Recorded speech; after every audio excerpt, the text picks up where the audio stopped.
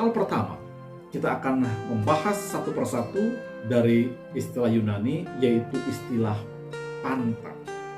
Ya, panta. Itulah istilah yang diterjemahkan segala perkara. All things. Nah, panta ditulis dalam bentuk jamak. Itu sebabnya segala perkara.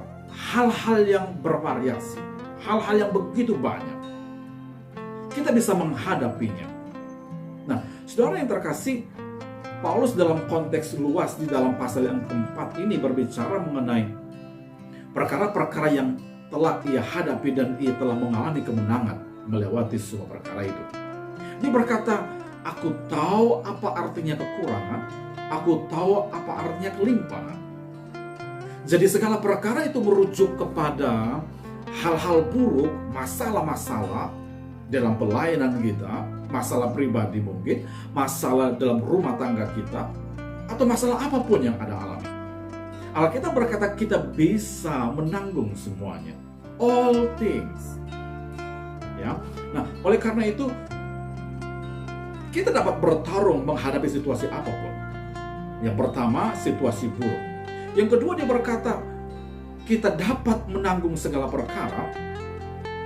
Ya, kalau kita perhatikan konteks ini adalah perkara kelimpahan, dia berkata. Aku tahu apa artinya kekurangan, aku tahu apa artinya kelimpahan.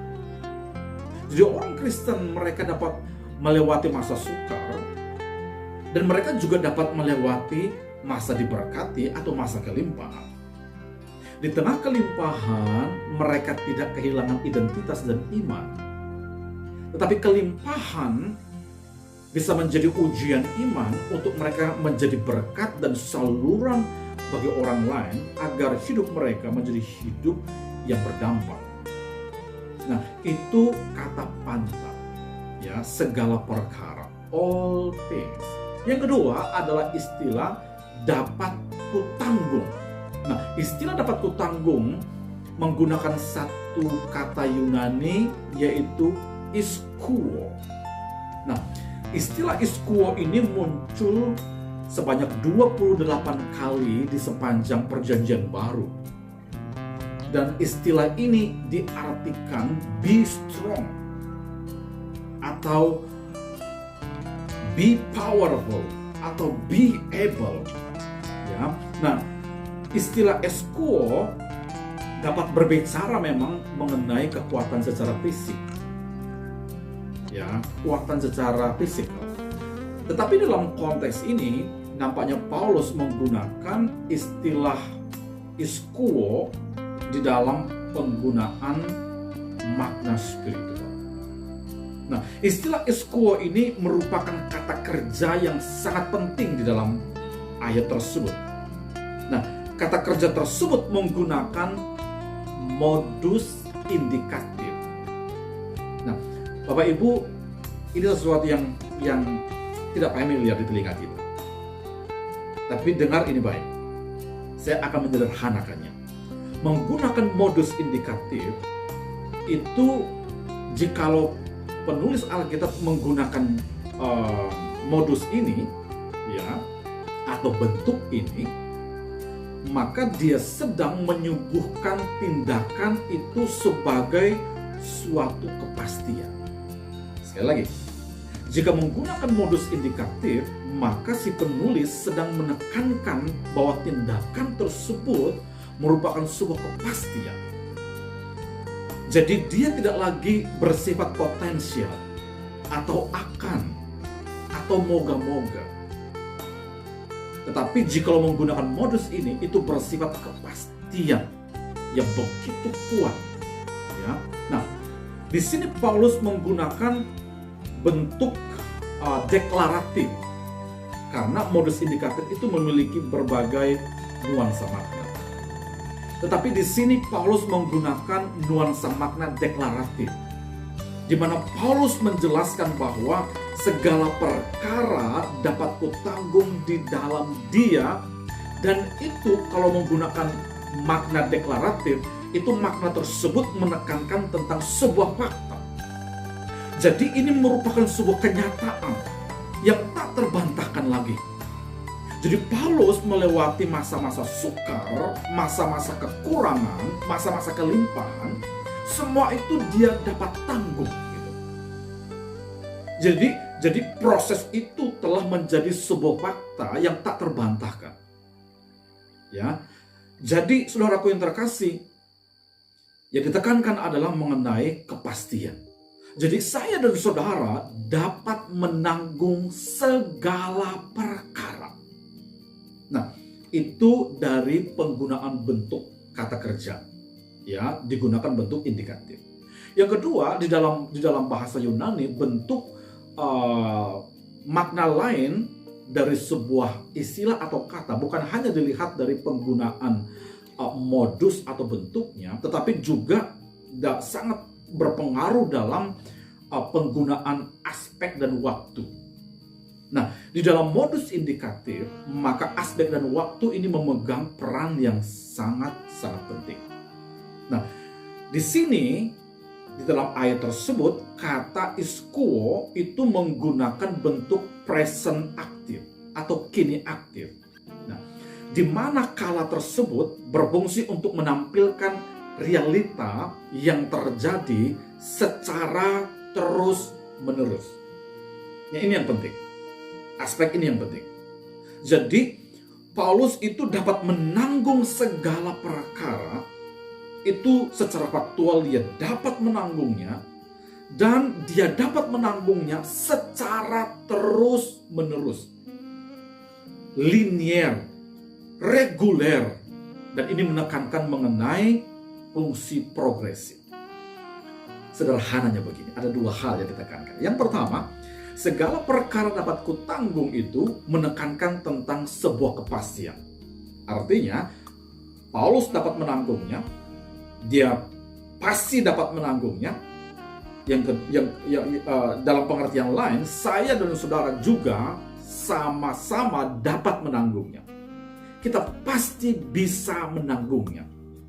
Jadi, orang Kristen bisa melewati segala perkara, menanggung segala perkara di dalam Kristus. Nah, jadi bukan orang Kristen akan dapat menanggung atau moga-moga mereka dapat menanggungnya. Tetapi penggunaan modus indikatif tadi menekankan tentang kepastian. Jadi kita pasti dapat menanggungnya. Yang kedua, makna kedua adalah segala perkara dapat kita tanggung secara terus-menerus. Secara progresif kita dapat menanggungnya. Hari ini kita dapat menanggung, besok kita dapat menanggung, di sepanjang waktu kita dapat menanggung. Nah, saudaraku, itu makna dari istilah kedua, yaitu iskuo. Kita sudah tahu panta, all things, segala perkara. Yang kedua adalah iskuo. Ya. Yang ketiga, istilah di dalam dia. Di dalam dia itu menggunakan satu preposisi atau kata depan di dalam bahasa Yunani, yaitu preposisi n. Nah, preposisi n ini ditulis di dalam kasus, itu adalah kasus datif namanya. Ya, datif itu memiliki berbagai fungsi. Nanti saya jelaskan sedikit. Dalam konteks ini, penggunaan bentuk datif itu memiliki dua pengertian. Yang pertama itu bisa dimaknai sebagai datif sarana. Sehingga kalau menggunakan bentuk datif sarana bisa diterjemahkan melalui dia. Jadi segala perkara dapat kutanggung melalui dia. Nah, jadi itu berarti Kristus di sini dia adalah sarana yang melalui dia kita dapat menanggung. Hanya melalui Yesus kita cakap, kita sanggup menanggung segala perkara di dalam hidup kita. Itu fungsi yang pertama. Yang kedua, kasus preposisi n datif juga bisa bermakna datif bidang atau datif tempat. Sehingga dapat diterjemahkan segala perkara dapat kutanggung di dalam dia. Tadi melalui dia, sekarang di dalam dia. Makanya disebut datif tempat atau bidang. Nah, kalau begitu artinya kita dapat melakukan segala perkara di dalam Yesus. Ya, konteksnya adalah konteks di mana kehendak Kristus dalam hidup kita dapat kita lakukan karena ketika Kristus memberikan kepada kita sebuah mandat atau kepercayaan tertentu atau tugas tertentu, maka dia memberikan kepada kita kemampuan untuk menyelesaikan tugas tersebut. Nah, jadi yang mau dikatakan oleh penggunaan "and" di dalam atau melalui ini adalah kekuatan orang Kristen terletak di dalam dan melalui Kristus. Dengan demikian Anda sekarang harus tahu bahwa kita tidak lagi bekerja seorang diri.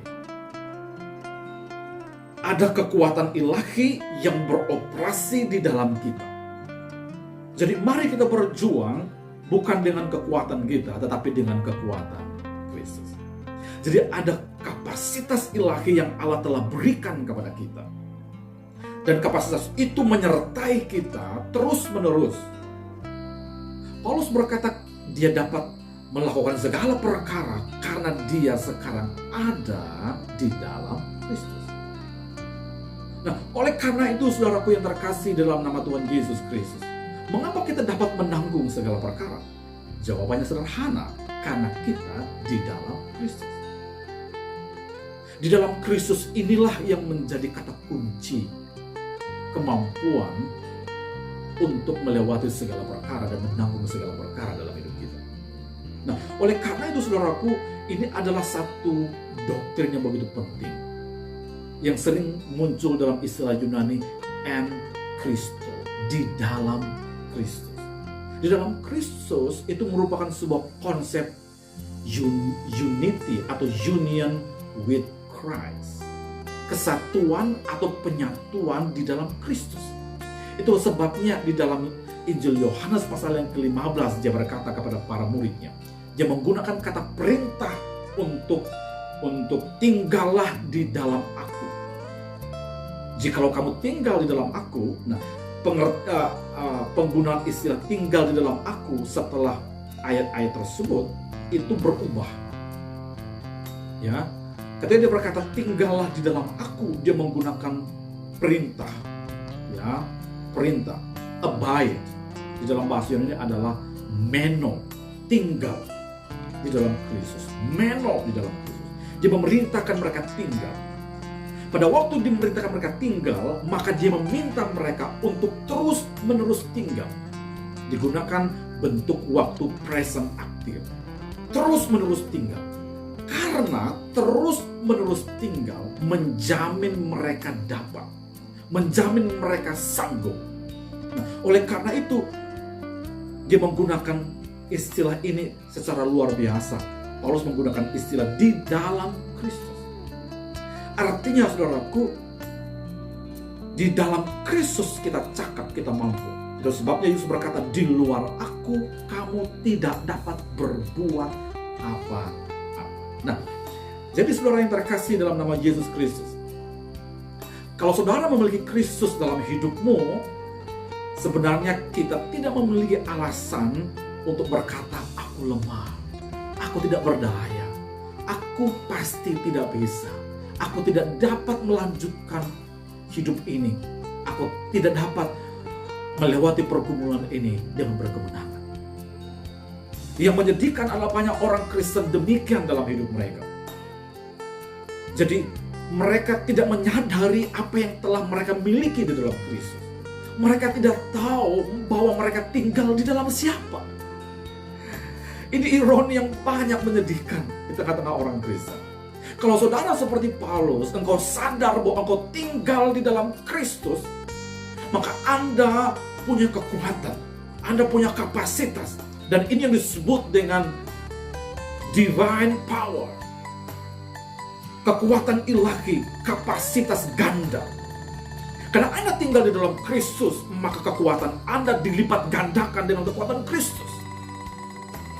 Jadi orang Kristen yang berkata, aku nggak bisa, aku nggak sanggup, adalah orang Kristen yang tidak punya pengertian tentang status mereka di dalam Kristus.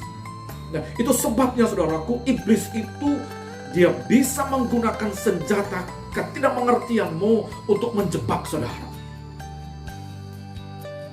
Dan hanya itu saja strategi iblis untuk menjebak hidup kita atau untuk menjerat kita, yaitu menggunakan ketidaktahuan kita.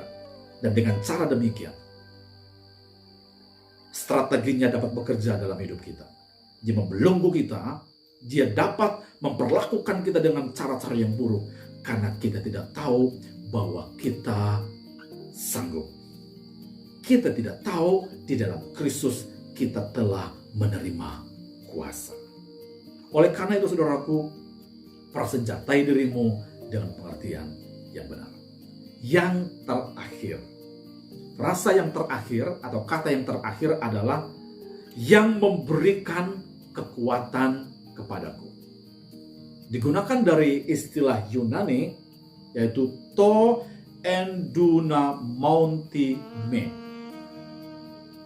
Endunamountime. Nah, ini satu istilah yang asing tetapi sangat penting. Perhatikan baik. Endunamountime itu berasal dari kata kerja endinamo. Nah, endinamo ini merupakan istilah yang hanya 7 kali muncul dalam Perjanjian Baru. 1 kali dalam Kisah Para Rasul, dan 6 kali penggunaan yang lain digunakan semuanya oleh Paulus. Jadi istilah endinamo merupakan istilah khas yang digunakan oleh Paulus. Nah, saudara yang terkasih, endinamo ini secara sederhana, perhatikan baik, ini kata atau makna yang begitu mendalam. Endinamo ini ya merupakan satu istilah yang dapat diterjemahkan, diartikan dengan memasukkan atau menanam kekuatan. Sekali lagi, memasukkan atau menanam kekuatan atau menuangkan kekuatan menjadi satu. Atau menuangkan kekuatan menjadi satu. Nah, itu makna dari endinamo. Dari istilah inilah, endinamo inilah kita akhirnya sekarang memiliki satu istilah yang akrab di telinga kita, yaitu dinamo. Yaitu sebuah alat yang digunakan dalam dunia permesinan lah. Ya.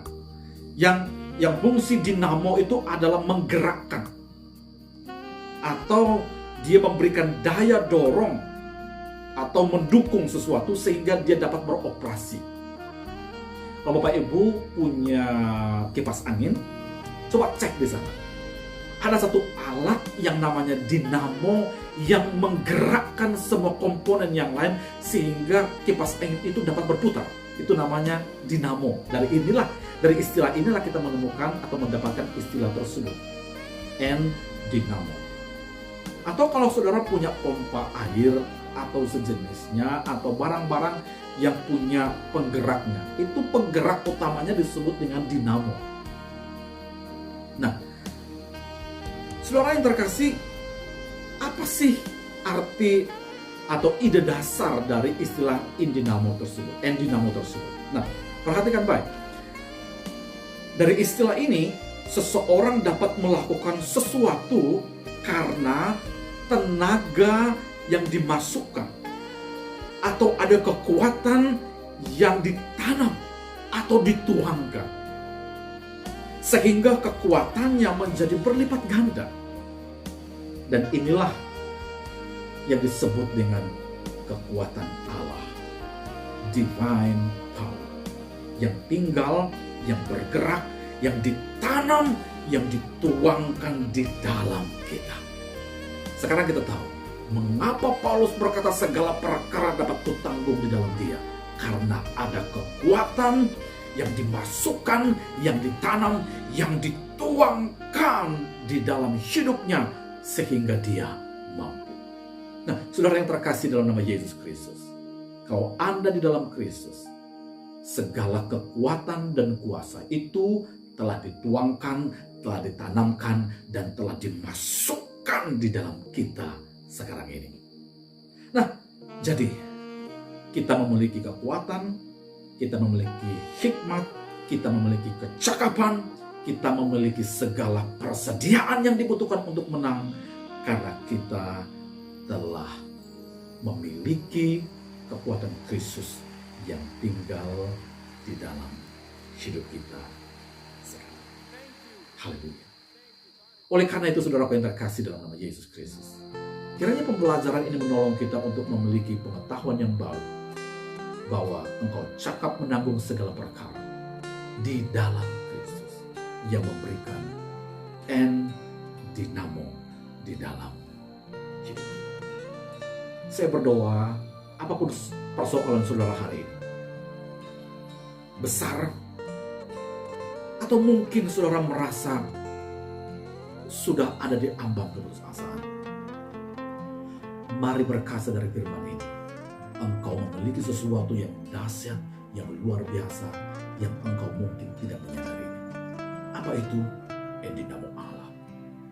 Alkitab berkata engkau sanggup menghadapinya, engkau bisa menghadapinya. Oleh karena itu, saudaraku, jangan lekas putus asa.